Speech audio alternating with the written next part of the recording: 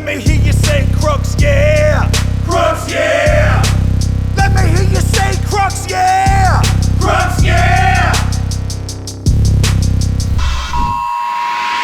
Crux, yeah podcast. Crux proper. Crux, yeah. What is going on? Here we are, another week, and we're getting closer to Halloween. I just want to say on the We Are the Flesh end of things, that Halloween song is out as of Friday, man. So got a couple thousand plays on the first day, so that was really cool.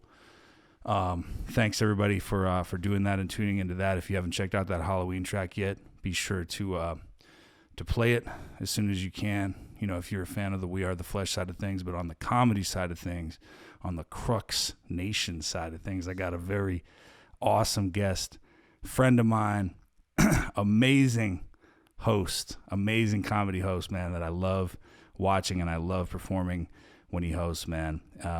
Chris Brown is with me. What's going on, man? What's up, man? How you doing today? Thanks for coming out, dude. Oh, appreciate yeah, bro. You. Got to come out, Yeah, I had to see what your house looked like. You told me about it. You know, I was like, cool. When I came in, told Crux this before. I went to the wrong address. It said 1219. I went to, it said 1209. I went to 1219. White lady was sitting outside like, black man, AT&T uniform. Definitely a salesman. That's so funny, dude. She probably thought you were going to be like, hey, so what's going on with your service? Dude? Definitely. Or she thought I was going to rob her. One of the two. One of the two, dude. But the police was going to be called. I know that. That's so funny, man. But yeah, man, no, it's been cool. It's been cool getting to know you and, doing like the open mics and stuff. Obviously, you're doing shows. You've been doing, what, 3 years, 4 years? 4 years going on now, man. Hell Just yeah, new dude. to the game. Hell yeah, man. And then, I'm fucking a tiny infant compared to how long you've been doing it, man. So, yeah, no, it's really cool to see you, like, host, dude. I remember I did my first time hosting, like, a block at Hyenas Dallas, like 2 or 3 weeks ago. Definitely. And dude, it's a skill in itself, dude. Like hosting is fucking hard. Like especially when it's new. Definitely, you know what I mean? definitely. Like people like you make it look easy. Yeah. But then you're like, fuck, dude. You gotta do your intro, you gotta remember who's up next.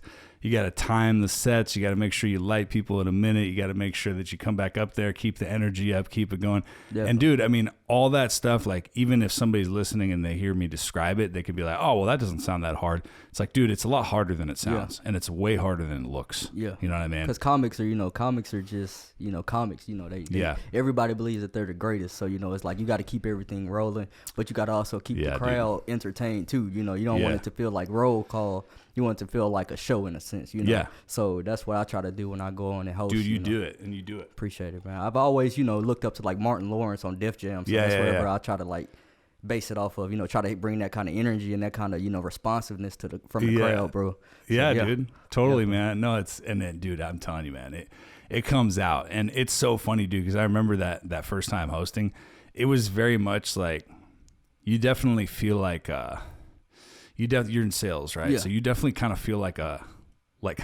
manager. You feel like a sales manager when you're hosting, because every comic that's waiting to go up, dude, they're only concerned about their set. Definitely. And, obviously it's an open mic, so you're dealing with a lot of new people, Definitely. Right? So like every comic thinks he's the shit. Yeah. And everyone's just like, whatever, dude, when am I up? Like, when's my set time? Definitely. They're not really, and you can tell the ones that are like, have more experience, or they've hosted, or they've been doing comedy for a while, because they acknowledge you as the host more, and they're more considerate of like their time, and they're more considerate of like the etiquette of going on and off the stage and passing it back, and like when they wrap the setup, making sure that you're on stage when they're, you know what I mean? Yeah. Versus the ones that like you can tell are just kind of like cocky, like, yeah, fuck that, man, like whatever, give me the mic. Yeah. You know what I mean? It's just kind of funny. They get 3 and then they do 6, those kind of guys, but it's it's really interesting, dude, because you don't get exposed to that until you fucking wear the host hat. Definitely. And then like when you do, it's like, oh man. You start to realize what guy you were when you weren't hosting, was I the guy that was running a light, or was I the guy that was, cutting my time too short? So it's just like you just have to sit back and be like, who is I in that situation? But hosting is a totally different beast, bro. Especially if you like first block host, you got to seat them people. Especially like Hyenas Fort Worth, you got a show coming in from the Blue Room, and you got to just get people to sit down, as many people. Oh, as when you you can. bark, oh, dude. Yeah. That's totally different, bro. Because it's like you got to be funny, but you also got to get them to sit down. So it's you got to just balance it out. Yeah, it's a nice touch, dude. It's a skill in itself. Like hosting is a skill in itself, but then on top of that, if you're talking about like, because where we do comedy every Thursday at Hyenas Fort Worth in Texas, like there's a show that happens every Thursday where you got, semi-pro or pro comics, headliners that are doing a show in the main room, and then where the open mic is, it's a smaller room called the Red Room.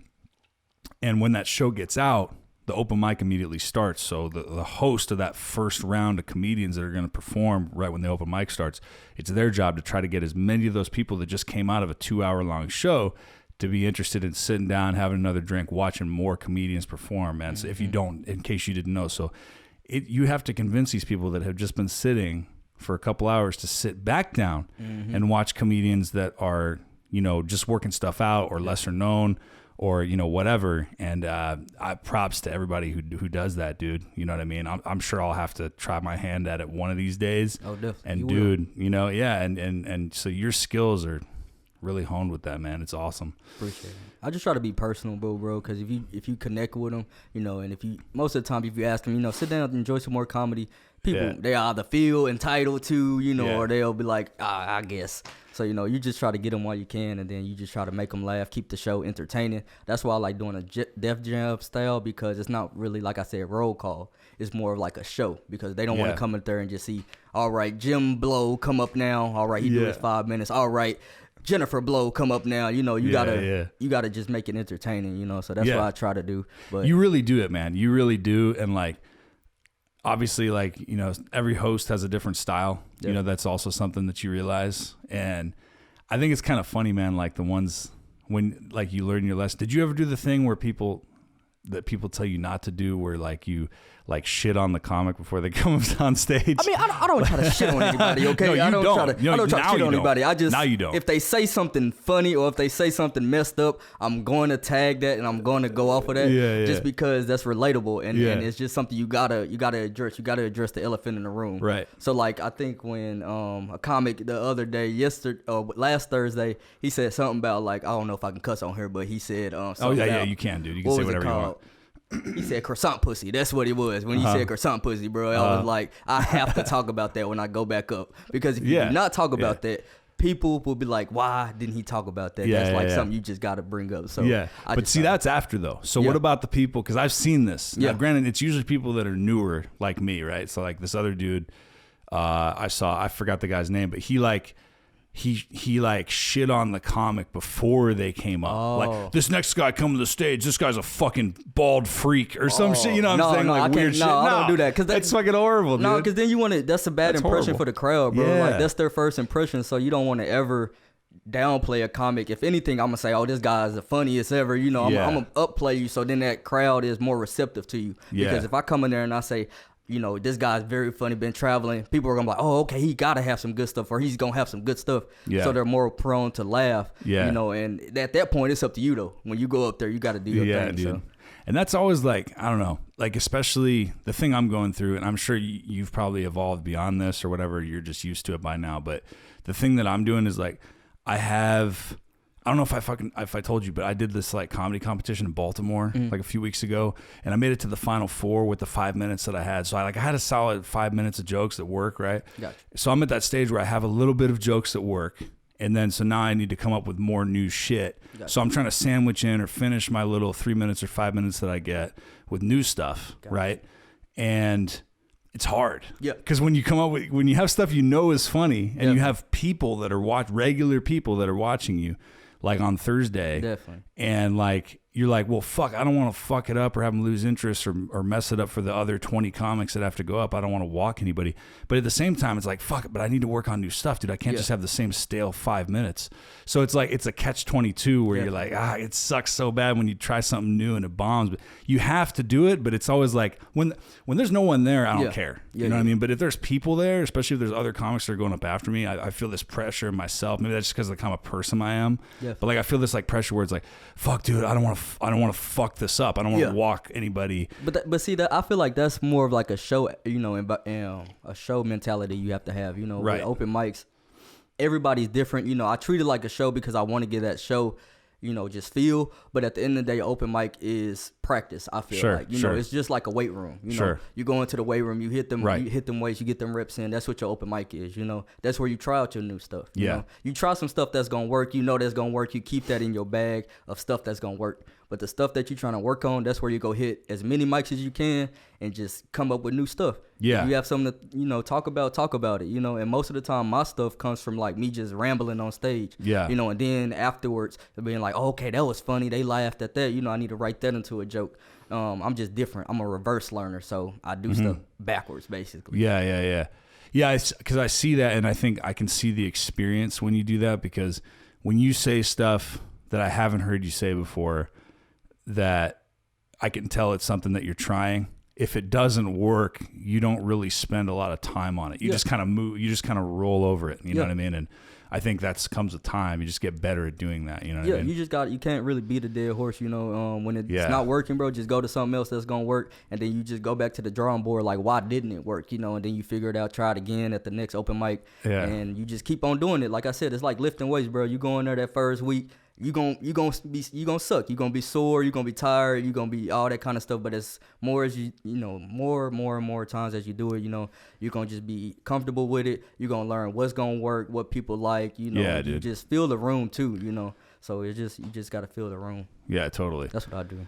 Yeah, dude. So do you have to like upsell people on stuff at your job? Oh, definitely. I did sales for years. Yeah, AT&T, you got to upsell everything, man. You got to upsell plans. You got to upsell phones. You got to upsell yourself. You got to upsell everything. Yeah, so. Yeah, dude. I was in the car business for years, dude. Oh, me too. So I sold cars. You did? Like, what kind of cars did you sell? Hondas. Okay. So, so I sold Toyotas, and then I went to, I became a closer. I went to finance. I did finance for years. So finance is when you really got to upsell. You got to see selling stuff that people can't even see. Finance is when you're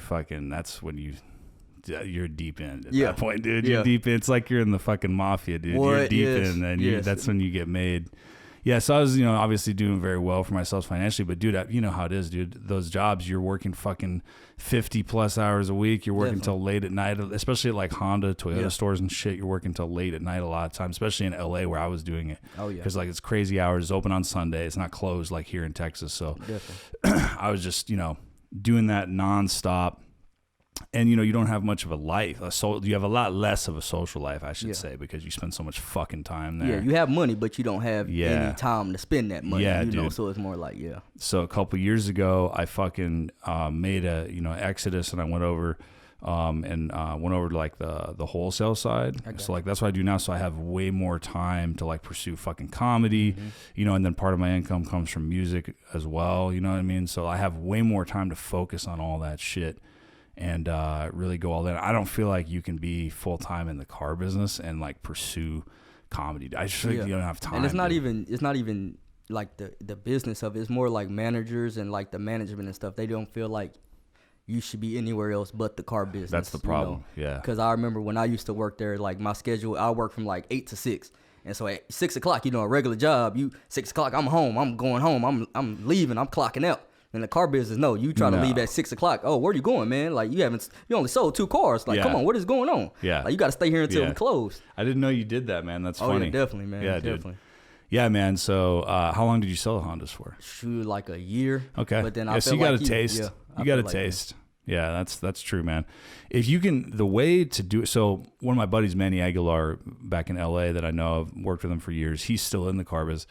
If you can get a job, like a manager job, like with like the internet department, or you can get something where you can work. If you can work it out with the schedule, and you got like general managers and stuff that hook you up, that know you, and you can get yourself a schedule that's like a 9 to 5, then you can still do comedy. Like he's been doing comedy for years, and he still pursues it, pretty aggressively because he's hooked up with the guys who run that store. He's known them for a long time. They're people that I used to work for too. So he has a little bit more freedom, but it's tough, dude. Like the sales thing is a catch-22 because like the income for a lot of sales jobs is really good. Yeah. But at the same time, your schedule kind of suffers a little bit. It's not like a job. You usually don't have like a set schedule, or if you do, you know, it's gonna go way beyond that, or you got to be there way before that. So, and even if you do have a set schedule, dude, the majority of it is going to be nights and weekends. The majority of it. Oh, definitely, you know? yeah, definitely. So, yeah, dude, like I'm so glad to be out of it because it just,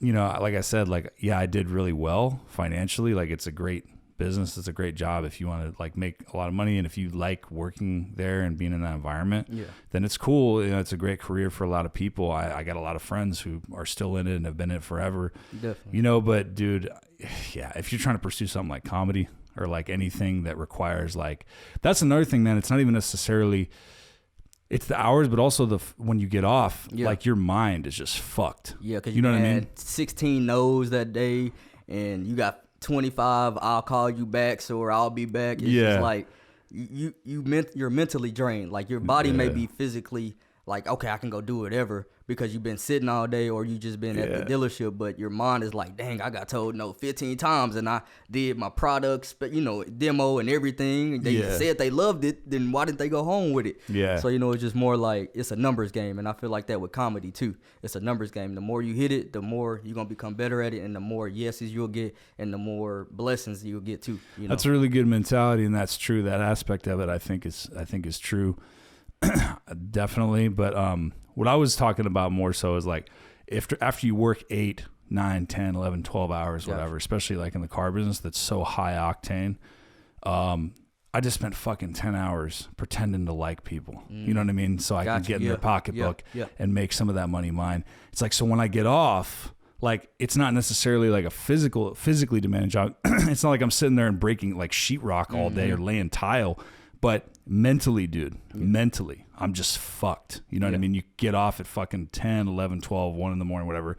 Or even if you started early at 8 a.m. and now you're off at 5 or 6, it's like, dude, I just spent all day talking to people. You know what I mean? And listening to them and trying to use their own words against them. Yeah. You know what I mean? Definitely. Or trying to get them to like me enough to take this car home. Yeah. You know, and then they saying, I'll be back, and then you never see them again. You know? Or especially, dude, when you're at the finance level, you do with it at sales too, but when you're like finance or a manager or anything, you're dealing with a lot of people that are, not only are you trying to sell stuff to people, but you're dealing with people that are upset. Yeah. You're dealing with people that have problems. You're dealing with their fucking problems. So my point is, after all that shit, I cannot imagine being in a headspace where like, okay, now I'm going to sit down and I'm going to write jokes. Yeah. You know what I mean? Or I'm going to stand up in front of people and tell jokes. Yeah. Now it's like, oh, it'd be so hard, if not impossible to do. It is hard. And I used to do it a little bit. And that's one of the main reasons why I stepped out of the car business. Cause it was more like, not only one, I couldn't pursue comedy how I wanted to. Like I would still try to write my jokes while I was at my desk, not having a customer or something like that. But it was more like also like I couldn't see my family how I wanted to, bro. Like my nieces and nephews, they were like super young when I first started. Yeah. And like I would go months without seeing them because I'm always at work. And then the next time I see them, they're at a whole different stage of life. So it's more like I can't do that, bro. Like I'm a family guy. Like you said, if you don't have anything in life to do, or you're acceptable to, you know, go to that kind of situation, that's cool. But for me personally, as just me who I am and just having a background of being a family person, you know, it's just more like I gotta see my nieces and nephews, you know, grow up. You know? And that's money smart, is cool, dude. And everything, but you know, you can't don't just get that completely time back. miss everything. And that's the thing. I think a lot of people that haven't been in that business, that kind of sales job or that specific kind of sales, don't really understand. It's just like how much it consumes you. But yeah, man, I didn't know that you were in there, because I think another thing that people don't realize about the car business and dealerships is how many fucking characters there are there. And how much fucking hilarious fucked up shit goes down. Bro, so many heat cases. I don't know if you know what heat cases are. Heat customers. When somebody promises somebody something and then it doesn't go through. It could be a number of different things. Oh man, bro. So we actually had somebody, I ain't gonna say his name, but we actually had somebody promise this lady a spoiler on her car.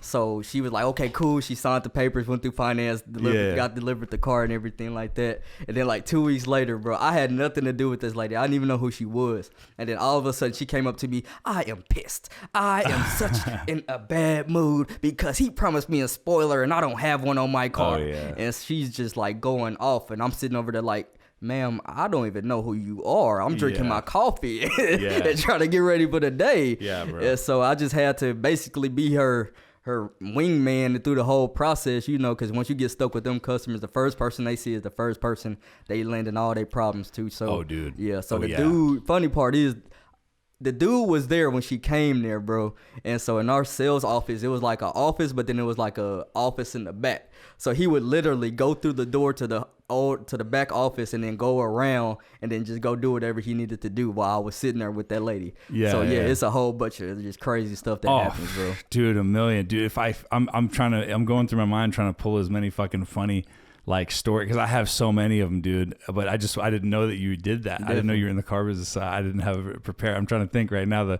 Dude, so many things though. You're right, dude. Sex and cars. Yeah, they had that. We had one Saturday. Yeah. They was in the back of a Pilot having sex. Let the seats down. Use all those features in that customers car. Or like a sales. It was salespeople. Yeah. So it was just like both two salespeople. Yeah. So it was just guy and a girl. Yeah. There was some crazy stuff that was going on. Wow. Bro, so. Yeah. Wow. Okay. Yeah, man. I remember like when we were doing demos, like when I was still like a salesperson, like when I was newer, we used to see the challenge was like you watch everybody demo cars to a customer and stuff, like when they up to customer. So what we used to do to have like a little silent contest amongst ourselves, we would see who could get a customer to get in the trunk. Like, go ahead, just hop in there. Just see, you got it first hand, bro. You got to experience the space, dude. Come on, just jump real quick. Just get in there and see who could get in. You know? Or like what you could get a customer to say, or what you could get them to agree to, or just whatever, dude. Anything. You know what I mean? Just throw it out there and just fuck around. Bro, I actually got inside of a trunk one time of a truck. Yeah. It's called a Ridgeline, and so on the Ridgeline, it has like a little cooler thing in it in the back. So I'm short, I'm 5'5", and you know, a half always credit me to half. You know, my doctor said it's good for my it's good, dude. You know, stamina. You gotta include it, But yeah, so they was like, Chris, just get in the back of the trunk, man. And you know, I'm claustrophobic, so I was like, no, man, I ain't doing it at all. And then everybody else came around, do it. You know, at that point, I'm like, I can't be no punk about it. So I was just like, fuck it, I'll do it. And so I got in the trunk, and then they actually tried to close me in there. When I tell you, I almost died, Crux. I almost died. The customer tried to do that? No, it was all the sales reps. All of the sales reps were around me. They were like, do it, get in the trunk. Because, you know, you have so much downtime. So you just find stuff to do to, you know, entertain each other. So that's what we were doing. And yeah, that was the day I almost quit that day, but I didn't. I was like, that's fucked, man. That's fucking crazy, dude. Yeah, but it's cool. I probably had that done to me too, like when I was new back in the day, but I'm so freakishly tall, I couldn't even fucking fit in there, dude. I'm just too big. But yeah, man, we do all kinds of shit like that, man. I remember like, so anytime, you know, especially, I mean, here, you know, I'm still like dealing with my wholesale and like the day job that I do. I'm still around dealerships all the time, but I don't spend tons of time in them like individually anymore. But I can see like Dallas-Fort Worth's pretty diverse. You got a few different cultures. Like LA, obviously, you have like tons of different, all kinds of cultures, right? Everybody. Asian, Middle Eastern, you know, everybody. So like a lot of Koreans would come by the first dealer that I worked at all the time, and there was this like manager that came in, this Hispanic dude, and he always like, if he could tell they didn't speak a lot of English, like he'd always fucking put his hand out to shake their hand and be like, how you fucks doing? How you fucks doing? How you fucks doing? You know what I mean? And they'd just be like, hi. You know, they'd just be like, hi, because they didn't fucking, it's just shit like that, bro. You don't understand, dude, because like a lot of people are like, oh, fucking like the car business makes you racist or it makes you prejudiced. Like, dude, you don't understand, bro. Like, I'll tell you, like, I can tell you firsthand, anybody who's done that job can tell you, dude, a lot of stereotypes that you have relative to who buys cars and how they buy them are 100% true. Definitely. You know, like certain groups of people are going to act a certain way. Definitely. You know what I mean? Like if you got a black person, you better believe you better get on the phone with some of them subprime banks. You better get on there with Santander or, you know, Ally. You better get on one of them banks. Quite often. Or if you see, or like if you have like it could be like anybody. It could be a white dude. It could be a Hispanic dude, whatever. Like, if you see that they just kind of look like kind of rough, like around the edges, like you can tell maybe they like are just coming off drugs or they are on them currently. You're like, oh, I'm gonna have to get on the fucking subprime. You already like doesn't necessarily matter like what their ethnicity is or what their nationality. Just certain people you can kind of read them. You become kind of a cop. Like when you're a salesman, like you start to read people. You can profile, get the profile them. People. Like, and 90% of the time it's right, dude. Yeah, but that 10%, I've had some 10%. Yeah, they'll throw me off because I had a dude come in there, he busted up clothes, holes in the business closed, everything. We over here, oh man, dang, we gotta go. You know how you do when you see somebody like that. He's not gonna give me money. He's not gonna give me credit. That's gonna be a quick one. Just don't even demo the car. Just go in there, get a credit app on him. And so we got a credit app on him, and then he literally had like almost an 800 credit score. So we over there like, oh, now everybody want to deal with him. But I'm like, nah, I did it. I put the credit score in. I'm dealing with him now. Yeah. So it's most of the time, like you said, it is true when you can just spot people and be like, okay, I see how they are, or I can see how that customer may be. But sometimes, like you said, you get those eyeballs that are coming there and you think they ain't got no money, but they can finance the whole dang on dealership. So well, that 10% that you're talking about in LA, that applies more than ever, dude, because you can get a motherfucker that looks homeless, like they look like just weird, and then you plug in, you get an application going, and you get their credit pulled. Turns out they're like a fucking big time Hollywood director or producer, and they just are weird, and they just didn't have a car for a while, and they dress like they're homeless.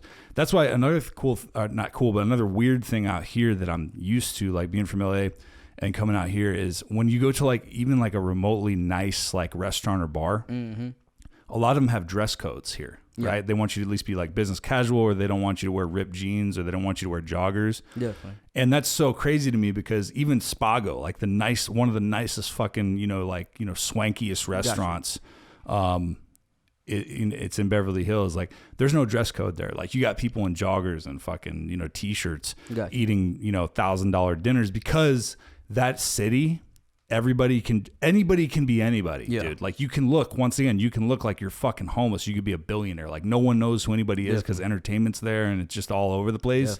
So that no one says anything about what anybody needs to do, versus out here, it's a little bit more like, if you're going to a nice place, they expect you to kind of look and act a certain way if you have money, versus LA, dude, anybody could have money. You just never know.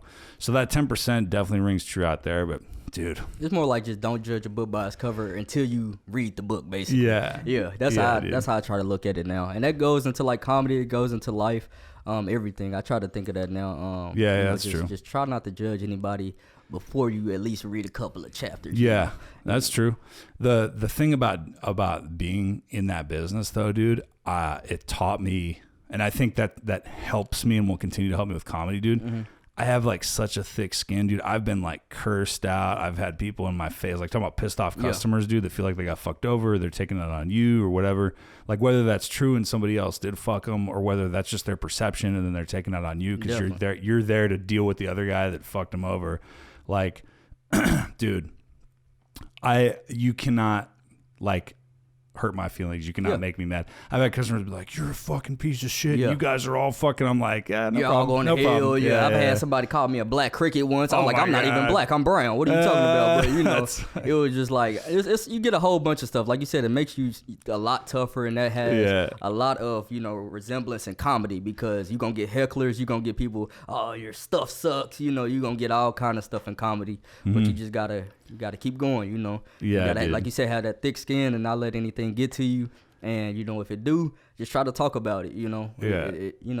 The best things come out of pain and out of just the things that make you mad. So that's why I've realized. So yeah, dude, definitely. Yeah, man. Did you guys? So do you have the back of book? Do you have that slang here with the dealerships? Back of book. Oh, no, that's like somebody's like just like ragged, dude. Like that's just no. Like low quality. Everybody says it, so it might be a California thing or a West Coast thing, but it's like when you're back of book, you're fucking just like that's like you're not. So like different customers, like when they were just super cheap, gotcha, or whatever. Like especially if like English was their second language, like we come out and be like fucking, hey man, like. You're really back a book. Congratulations, dude. And they'd be like, fucking, oh, thank you. You just like slip it in real quick, And fucking just like, everybody would do it to everybody, dude. I got you.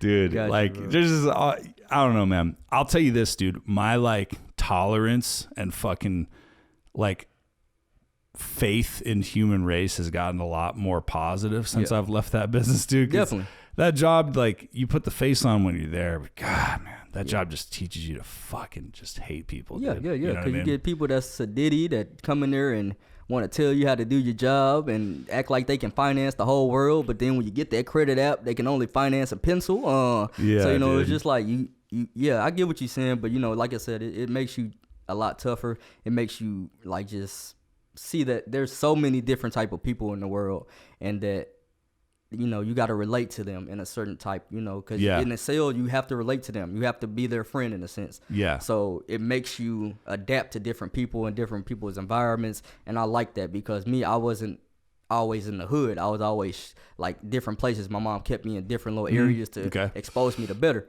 So that allows me to not only one, relate to people, but two, be able to understand where they're coming from and be an empath at that point, but like, oh, okay, I feel what you're feeling, but sign this right here, so I get, dude, for sure. But I think that's a good parallel with comedy too that I've noticed.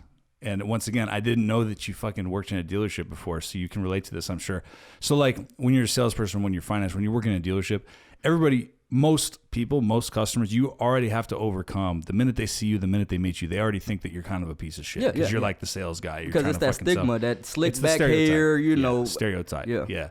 Like some customers don't have it, and some customers are really nice and really great. But the majority of them, even if they turn out to be really nice, they have that cold energy in the beginning, and you got to overcome it. Same thing in comedy, bro. Like people don't. If it's not your friends and family that are there to support you, it's the people that you really want to make laugh. The people that don't know you, that don't care about you, they want to see how funny you are. They're like, okay, like they're just like, yeah, what's up? Like, what are you gonna say? Like, it's very much like that. So it's like you get practice. If you've already done the car thing, you already have practice at trying to win people over that already kind of hate you. Definitely. You know what I mean? Yeah. Because everybody has watched that movie where it's that greasy salesman that, give them a junk car, tell them it's great at the beginning. But as soon as they drive off the lot, their wheel is falling off and doors hanging off. So, it's that stereotype that you have to overcome, like you were saying. And I like it. It's a challenge to me because it's like, okay, you hate me right now. Let's see if by the end of this transaction, will you love me or will you still hate me? If you hate me, it just wasn't meant for us. But if you love me, it's like I did my job. And same thing with comedy. You don't know me from, Adam and Eve, but I'm about to get up here and try to make you laugh. And hopefully at the end of the day, you like me and you follow me on Facebook or Instagram or whatever. So like you said, it's a very close parallel world. So yeah, dude. No, totally, man. It's fucking crazy. And people don't realize like the crazy, like I assume it's the same thing here because it's pretty universal, but just some of the people that work in the car dealership, bro, are the craziest motherfuckers. Like the craziest characters. Like you said, it's like a mafia. You get so many different type of people in there, and you'll probably get one person one day, and that person be gone tomorrow. Then you'll get a whole new person in there. So you just, like I said, learn how to not only be around different personalities, but see how different people think and see how different people do their sales and their process and stuff like that.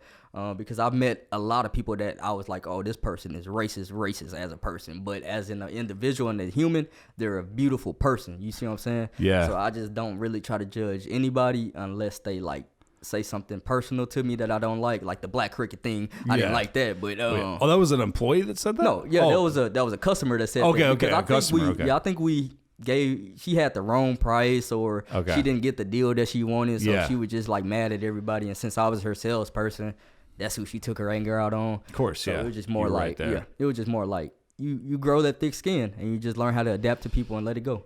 Dude, just like if one of your jokes bomb, you just be like, okay, that didn't work, but let's go back to the drawing board. I tell you, on the finance side, I can tell you, man, from having worn, because it's a completely different hat and it's a completely different fucking like perspective when you do that, because you're basically like the asshole of the dealership. Like physically, you're the last thing. Like everything that comes down, like it comes down to you, and you have to digest it all and make sure everything's correct. Definitely. So you got like people that will come in, and depending on like if it's a good salesperson or everything like that, like, and they explained everything to them effectively, then you're good to go and you can do your thing. But a lot of the time, man, that's not the case. Yeah. So you got like people that come in there that are like, well, wait a minute, I thought it was this, and they told me this and that, and you got to be like, fuck, man. So then you got to like figure it out, but not fuck it up at the same time and try to hold it. Man, dude, you got to basically play both roles. Yeah, you got to play both roles. You got to pretend to, well, not pretend, but you got to kind of be on their side or appear you are. But at the same time, you don't want to, mess it up, for the dealership. You don't want to mess it up for what you got to do, because ultimately you got to try to sell them stuff too and make your money. So you don't want to. It's fucking crazy, dude. Like there's so much. That is, in my opinion, dude, that's the hardest job. Like the most important job is a salesperson for sure, because they're the ones like greeting the customer, getting out there and selling cars. And that gives everybody else a job. But dude, in my opinion, dude, finance is the hardest job to do. It is, because like you said, it's the last thing that they have to do. That nobody wants to go to finance. First of all, you're sitting in a little space with other people that's waiting to go to finance, and you see them go in and then they come out, or you see them in there for an hour and a half and you like, God dang, I got to go through there. Or you didn't had a bad experience with the salesperson and now you going to the finance. It's just so many things that can make that finance transition horrible for the customer, you know. But it's your job to go in there and still present, you know, your products, which is a lot more difficult than a salesperson, because we have that car right there. They're touching it, they're feeling it, they're seeing it, but you're selling warranties most of the time, or you're restructuring your APR. You're selling air. Yeah, you're basically selling air, like I said. You know, like you said.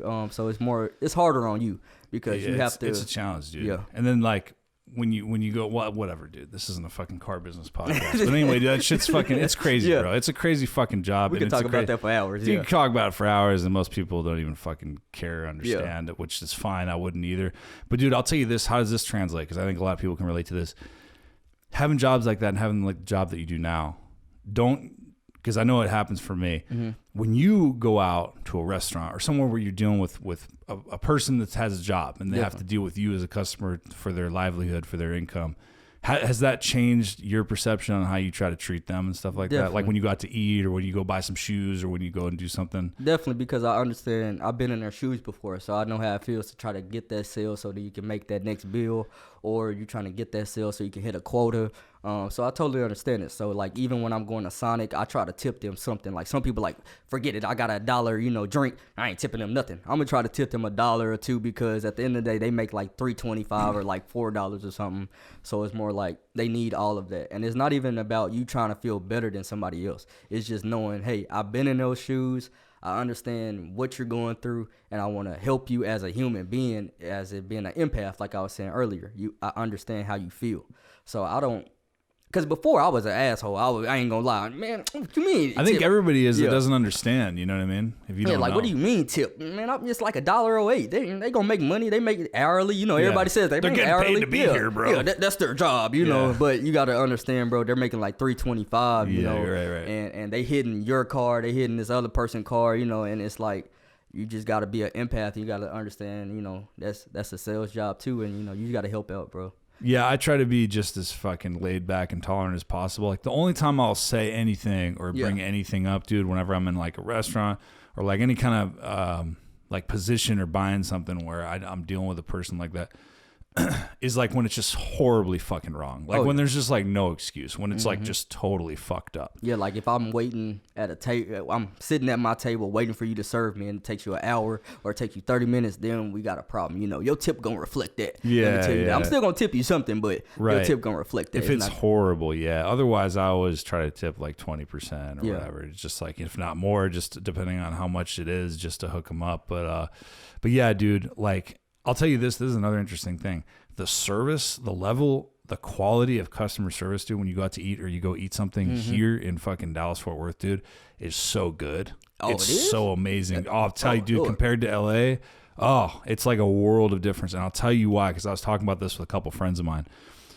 Here, even if like that's not your career or your job, like ultimately that you want to have, like let's say you're in school to go to do something else, or you have aspirations to do something, and like you're waiting tables just to pay the bills for right now. Or, you know, I feel like there are some people where that is just their job. Their job is to be a server. Their job is to work at a restaurant. Their job is, you know, that's how they make their money, dude. You know what I mean? And they do it, whether they plan on being there forever or not. It's their job, and they try to do it as best as they can to try to get as much income as possible, et cetera, right? In LA, you have a lot of people that are, you know, fucking actors or musicians or comedians or whatever, aspiring, you know what I mean? And they moved there to do that.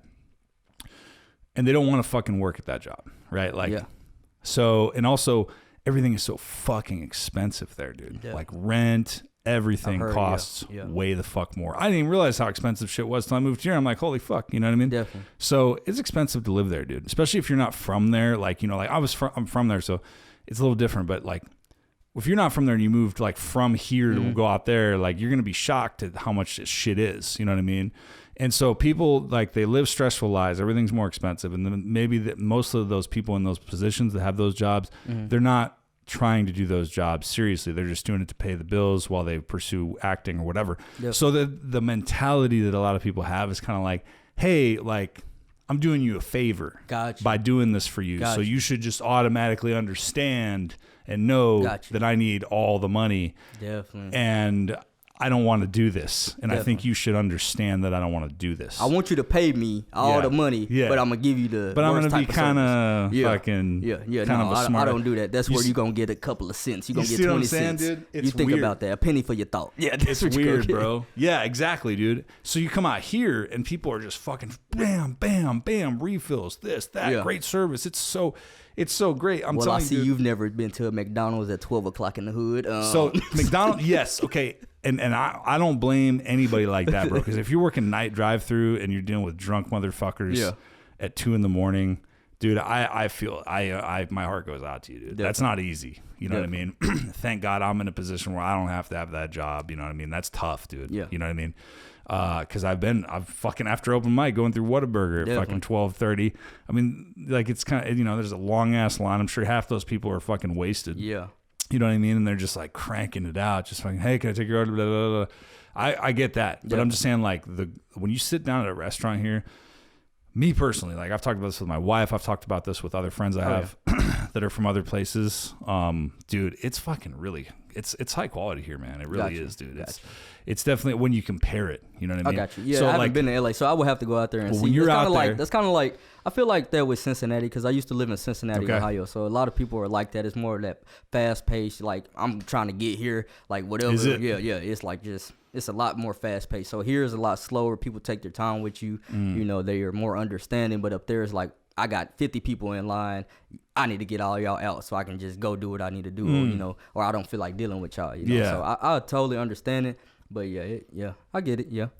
Yeah, dude. And the crazy thing, man, is now going on with like the pandemic combined with just I don't know what the hell it is. I don't know if it's like the employment, like unemployment money that people are getting. People that are more conservative try to say like, it's all these like liberals handing out all these checks to people for free. Even though I don't feel it's like not even that much money anymore. So I don't feel like that's entirely true. But anyway, I'll tell you this story. So I was in a hurry. I went through a Wendy's drive-through earlier this week when I was driving around for my day job, and this lady at the window happened to be the general manager. Gotcha. And she had been the general manager there for 20 years. And I was like, fuck, you've been here 20 years, And like, she was like, yeah. And I was like, she said, yeah, you caught us just in time because we have to close at 4 o'clock. I'm like, 4 o'clock? You know what I mean? At Wendy's? And she's like, yeah, we don't have night staff. She's like, I cannot hire people. I'm like, you can't. I was like, have you ever seen anything like this in the 20 years you've been working here? And she was like, no, never seen anything like it. She's like, we got corporate to approve wages for new hires.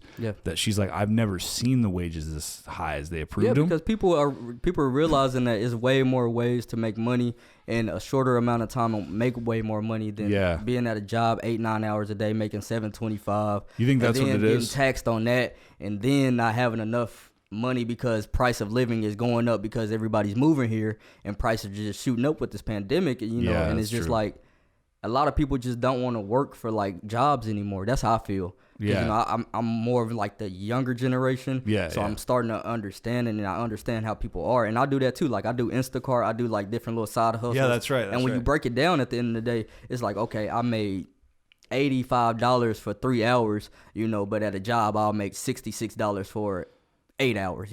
It's like, which one would I rather do? And it's just more like people just don't want to do that old way of like working anymore that I feel. So it's more like jobs need to start paying people what they're worth, or more than what they were trying to pay them, but still put all like McDonald's. I salute anybody that work for McDonald's because for sure. They get paid nothing of what they deserve. It's a hard job, dude. Because that line is always there. If you went to a McDonald's, it's usually both customers aren't going to stop, bro. Yeah. Customers keep coming. Yeah, but they want to get paid only, or they want to pay their employees only $7.25 to like $9. Like, no one's going to want to do that for like 20 years. No one's going to want to do that for like 30 years. So it's more like, if you want people to stay, you got to value them and you got to show them, hey, I'm going to give you this money so you can not only make a living, but you can also invest in yourself to do other things, So that's why I feel like jobs need to start doing, because if you start doing that, people will be more receptive to, working 9-10 hours if they're making, 12, 15, something that's equating up to them taking care of their bills and still being able to live a life, you know. Yeah. And a lot of people also just don't want to work a job 8 hours, you know, and then only be tired after that job, and it already be nighttime and everything's closed.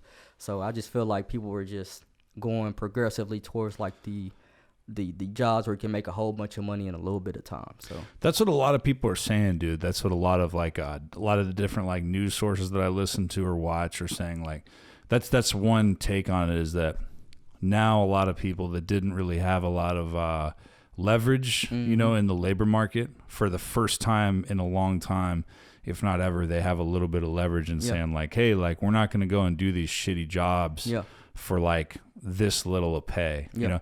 But that's the crazy thing that blew me away, that this lady was saying, because she's not the owner. I mean, she's the general manager, sure, but she still works at the Wendy's. It's not like she owns it and was like, none of these lazy motherfuckers want to work. It was like she's working there, and she's saying they're trying to pay more and it's still not enough to hire people.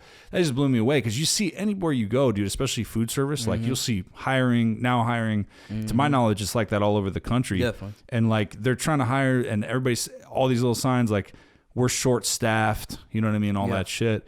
And it just blows me away, because, you know, and if it is, you know, cause I don't know, but if it is the fact that people just by and large across the country are like, hey dude, this whole pandemic is like rearranged things and changed perspective. And I don't need, you know, to work there for this much. You got to pay more, or I don't even want to work that job at all.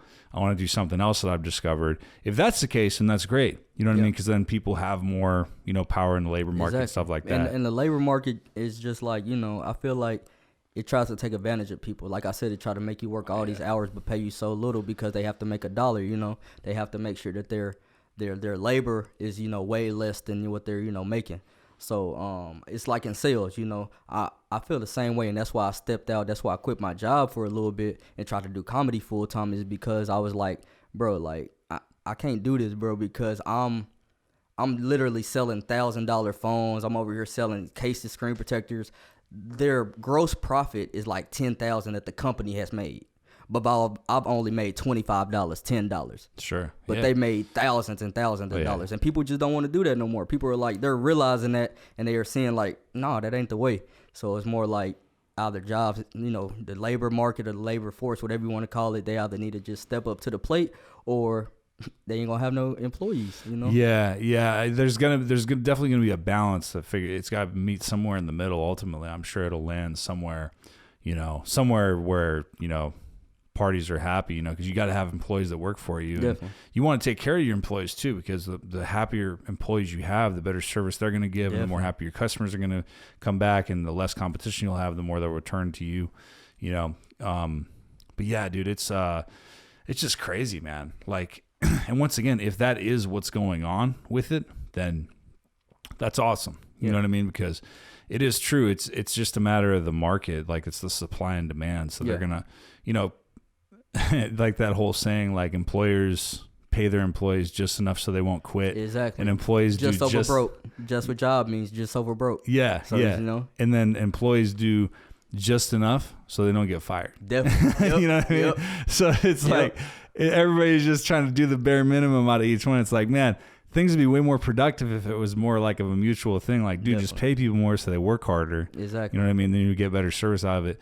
But, you know, I don't know. I mean, I feel like on that side of things, there's running a company and running a business is definitely, now granted, like a big multinational corporation that's ripping employees off, like, there's no excuse for that. Like, if your stock price is up there and you're generating millions and millions of dollars, you got to take care of your employees. There's no excuse. But running a business, I feel, definitely is something that's, like, you know, not easy. You know what I mean? So, you know, you got to kind of balance it out. And I don't fucking know. Thank God I don't have to worry about a million different employees and all their salaries and have all this fucking responsibility, dude. Definitely. But that's what that's why I think it's a great time that we're in with what we're doing, you know, and like pursuing comedy and everything, because I feel there's pros and cons, like, and everybody has this debate, right? Like, what's better is, like, was being a comedian in like the 80s or 90s better because you didn't have like social media, you didn't have as many people trying to pursue it, and you didn't have all these things, and, you know, you could just get on TV, say whatever you want to say. Get on TV. But see, and then there's the other side of the argument that says, like, well, yeah, but dude, there were still a lot of people doing it. You just didn't see them because there wasn't social media. So not everybody had a profile. There were still tons of people that were trying to do it.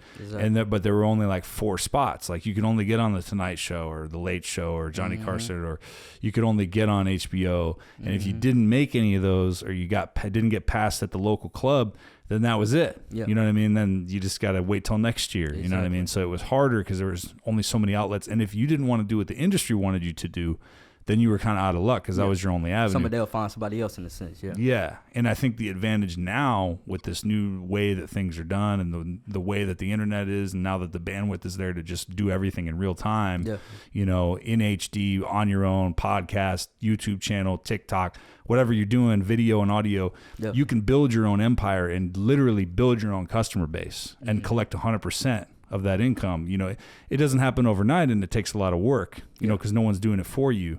But you can do that. Whereas 20 years ago, 30 years ago, you did not have the ability to do that unless you had $1 million. You know what I mean? Which no one did. Yeah, no one did. You know, or very few people did. You know what I mean?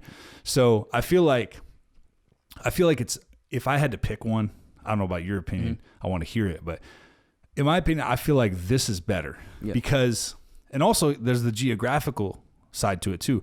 You don't have to be in New York or LA anymore. You can be, dude, because of the internet, you can be anywhere. If you're practicing your craft and you're building talent, doing stand-ups to where you can actually get in front of people and really back it up. Yeah. And at the same time, you're building your audience, like with a podcast or social media or whatever, you know, you can do it pretty much anywhere. You don't have to be in a specific location to do it. Not the old way. So, yeah. What do you think is better, like the old way or the new way or what? I feel like I wish I would take some from both. Just, you know, I would say just the way that they could just speak their mind back in the day. Now, some things are just unexcusable, you know, you saying about people.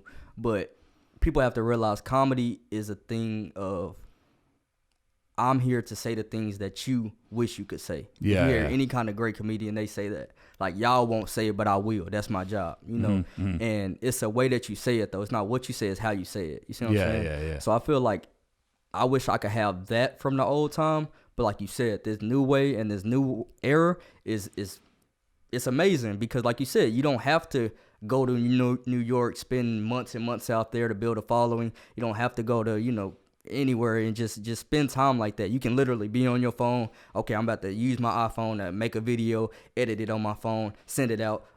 10,000 people can see it. You can go ahead and put, okay, I want Dallas to see it. I want Plano to see it. I want LA. I want New York. I want blah, blah, blah, blah, blah to see it. Than the old way of you having to go actually put that, you know, footwork in. But it does take away from the pride of the craft. You see what I'm saying? Yeah. Because you just get everything right then and there.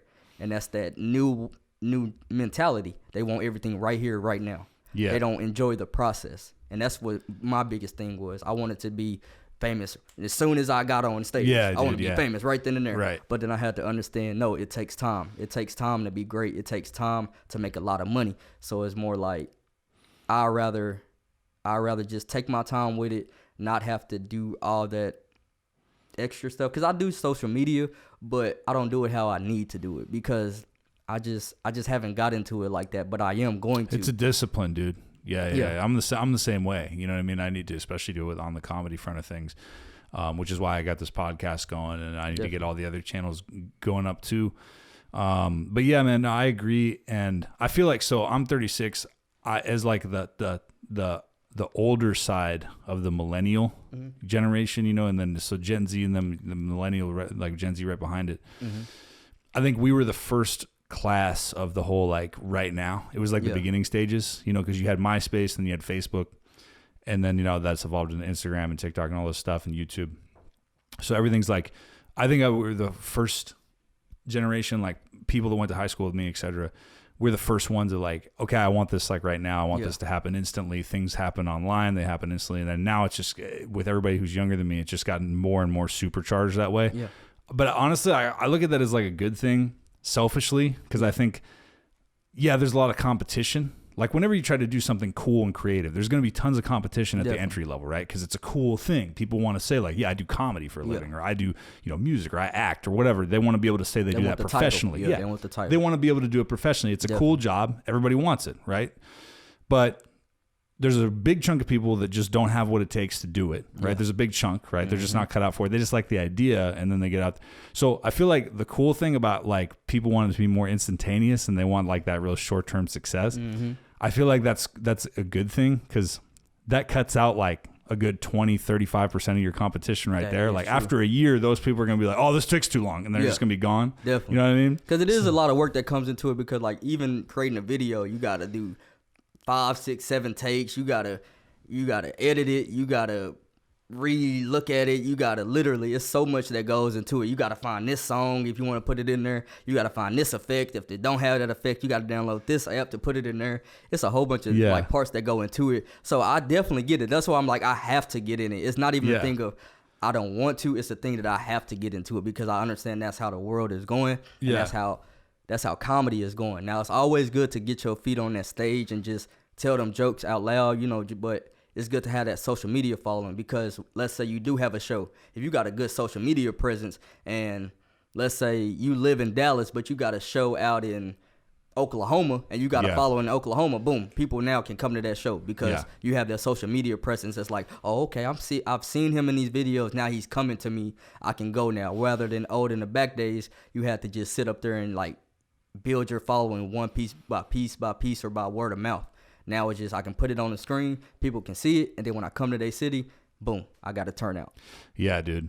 But yeah, I think, and I just mean like the whole combination of things, like, because performing, like, you've already been doing it for multiple years, so you've already gotten past that point of like, oh, this takes a while, and you've chose to stick around, where I'm sure a lot of people you've seen come and go like, oh, this is slow, you know what I mean? They just bounce and you never see them again. Definitely. I feel like it's the positive side to like the generation that like we're living in, because then it's like, okay, cool. So that takes care of a lot of competition. I feel like maybe in the 90s, people realized like, oh yeah, this takes a while, and you got to take pictures and get headshots and build a press kit and send it into places. And people were more patient, so you had more competition for a longer period of time. I feel like people like leave. They quit faster. I want it now. It's that I want it now mentality. Yeah, and if I don't have it now, it's not gonna happen. That's what they think. And it just doesn't happen like that, dude. A lot of some people. Very, very few experience overnight success. And I don't mean that just in comedy. I just mean that in entertainment in general, because I've seen it in music. I've been in the music business for a long time, dude. And like, I'll tell you, man, for most people, it's something you got to build. Definitely. You know what I mean? It's something you got to build. It's the same thing, you know, with comedy as music, because I was listening to this guy who runs this big successful label. He was getting interviewed a couple years ago, and he was talking about that. He was talking about how he's been in it a long time. He's been in it like 35 years. So he's like, whenever he has a band or an artist that he wants to work with, compared to years ago, now dealing with younger people, he's like, dude, like, they just expect everything to happen right then. They don't realize it's going to take 3, 5, 7 years to really build a name for yourself and get people to know you and get higher up on the marquee. Definitely. He's like, and just less and less people are are willing to come to terms with that. You know what I mean? Definitely. Or then there's the other side, things like if you do get, this is why the expectation is there, because you can get really big on social media in a very small amount of time now. So like, have you ever heard those stories about how like, you ever heard that story Russell Peters told about the guy who was like really big on Vines when Vines was big? No, I don't think I've heard it. There's a million like these. So it's one of those stories where like he's hosting at the Laugh Factory, right? And they bring up this kid and they're like, hey, give this kid a guest spot. Give him 5 minutes, right? And he's like, I've never seen you before. Like, what do you do? And he's like, well, I do Vine videos. And he's like, okay. He's like, have you ever done comedy before? And he's like, no, this is my first time doing stand-up. He's like, doing stand-up on a show at the Laugh Factory, first time. Pretty nice, you know? Yeah, that's a lot of pressure. It's like, so what do you want me to say about you, you know? And then he was like, just say I got like 500,000 followers. And then Russell was like, that's it? That's all you want me to say? You know? And then the guy was like, yeah, that's the big deal, you know? And then he was like, all right. So he introduces the kid, brings him out, bombs, dude. Yeah. Fucking eats shit. Yeah. It's a totally different thing because, like I said, with the social media comedy, like I said, you get so many takes. You get so many takes. You can, that wasn't funny, delete, reshoot. With comedy, boom, you got one time. You got 5 minutes to make them people laugh. From not knowing you to loving you. Yeah. So that's why I say I like stand-up comedy and the old way better, just because it breeds you into a different person. Right. It makes you realize like it takes a long time to make a lot of money, and it takes a long time to get my name out there to that kind of magnitude. Now, like you said, some people are blessed. God blessed, overnight success, and they do something. More power to them. If that happens for them, more power to them. I love it. But it's like a lot of people are not that, rare, or not that, so it's just more, if you want it, you have to stay in it. It's a thing of like, it's consistency. I always been told that with baseball, with sales, with anything I've done, stay consistent. Yeah. Stay consistent is going to work. It's going to work. Like I always go back to like working out. You go in there that first week, you may not can hit, 225. But if you stay consistent, you keep on hitting those weights, you keep on just pushing, you're going to be able to hit 225. It may take a year, it may take 2 years, but you're going to hit 225. Yeah. It's just the amount of work you put into it and then the amount of reps you take. Dude, I didn't tell you, bro. So after that kid bombed with that story with Russell Peters, dude, he said he came back out after the kid bombed. He got back on the mic and he was like, "Sorry, folks, he could only be funny for 7 seconds." It's a totally different thing, man. That's so fucking funny. But he probably went back and made a video and hit 10,000, 10 million people. So, yeah. It's just. But it's a balance, like, because if you're trying to do. Well, I mean, if you're trying to do any art form these days with the way things are done and the way that you should get your name out there, I feel like you got to do a balance. It's got to be a balance. There's nothing wrong with having strong social media presence. It's almost a necessity, Definitely. Especially if you want to make things happen on your own and you want to call the shots. You got to do it, but you got to back it up with real stuff too. Definitely. In person, especially if you're doing comedy, you know what I mean, or if you're doing music, you got to be able to. If you get booked for a gig, you got to be able to show up and perform. Exactly. Not just an entertainment thing. Yeah, you can't just fucking be auto-tuned and fucking have everything in Pro Tools, and you know what I mean. You have to actually perform and deliver to people who expect you to be as good. No matter what art form you're doing, to expect you to be as good in person when they pay for a ticket to see you as you sound on social media or on an album or whatever, So we just got to continue to find that balance, dude. Definitely. And the person that I like that did it or is doing it right now is Country Wayne. I don't know if you know him. He makes videos. He does stand up. He's been the one that he's been able to transition both worlds together. And also Kevin Hart. That's one of my big idols. He has a huge, I think it's 200 million people or something like that. 100 million people. Giant empire, dude. Yeah, but he still hits those stages when he needs to. He still gained his following, but also did his stand-up right as he was doing it. So now both of them he's done together, and it's like a perfect world that I think, Well, dude, I told you, did I tell you Alonzo Bowden did my podcast? So I've known him for a long time, and he's a winner of Last Comic Standing. He's been a professional comic for fucking 25 plus years. He's buddies with Joe Rogan. He's been on there multiple times. I mean, dude, this guy's buddies with Russell Peters. He's a headliner. You know what I mean? He's a professional comedian. I've known him for a long time, not because of comedy. I've just known him, and he was telling me, he was giving me a lot of different wisdom and knowledge, and he was saying, back in the day, people that he came up with, like Bobby Lee, Dane Cook, in the late 90s, early 2000s, Dane Cook got a head start on MySpace because that was the first social media basically. Definitely. And he was like really taking advantage of it, and he was really promoting himself, spending a lot of time on it, and they were making fun of him. Definitely. They were like, dude, that bullshit with the computer and shit, the internet, that's stupid, bro. Just get a manager. Just get an agent. Yeah. Just get an agent, dude. You'll be fine. And then he's like, no, I'm going to build my own thing. I'm going to promote. I'm reaching out to people on MySpace. And they were like, that's stupid, dude. Yeah. They just never didn't worked. understand. Yeah, they didn't understand. And he got way bigger than all of them fast. You know Definitely. What I mean? So he was like, dude, you got to do that stuff. He's like, especially now. Because he's like, dude, agents don't want to develop you over time anymore. Managers don't want to develop you over time. They want to get you when you already have 1 million followers, when you're already going to make money, and they want to just put you to that next level because they're lazy now because there's so many more people they can pick from. Exactly. He's like, so dude, don't wait around for anybody. You got to build your own shit. You got to make it happen for yourself. But it all goes back to consistency, Yes. He could have gave up. He could have listened to him, be like, man, they right. MySpace ain't going to work. But he was consistent with it. He stayed with it. And now, years later, however long it took him, he's got it made. Now. I mean, he's had it made for a long time, dude. Yeah, so. But man, I appreciate you coming by. We'll definitely have you back when everything gets more developed with the podcast studio and everything, dude. But I really appreciate you coming. You got any dates coming up? Any shows coming up you want to plug? I have one. It's going to be October 29th. It's going to be at, it's like a spot on East Vickery in Fort Worth. Bring your gun. No, just playing. But no, it's a cool spot. We're going to have fun. It's going to be a good comedy show. Come out. Tickets are only $5 right now. It's like one of the most, price affordable shows that I usually do right now. So come out, enjoy yourself if you can. And just, I have that.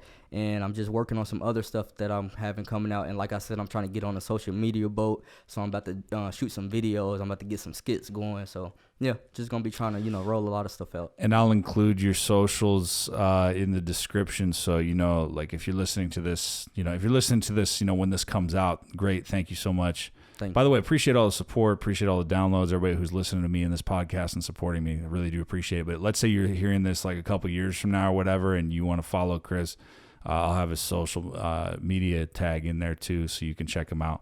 But yeah, man, otherwise I appreciate you coming by.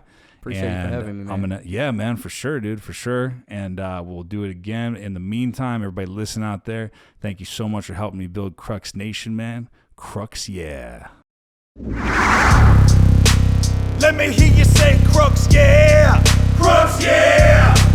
Let me hear you say Crux, yeah. Crux, yeah.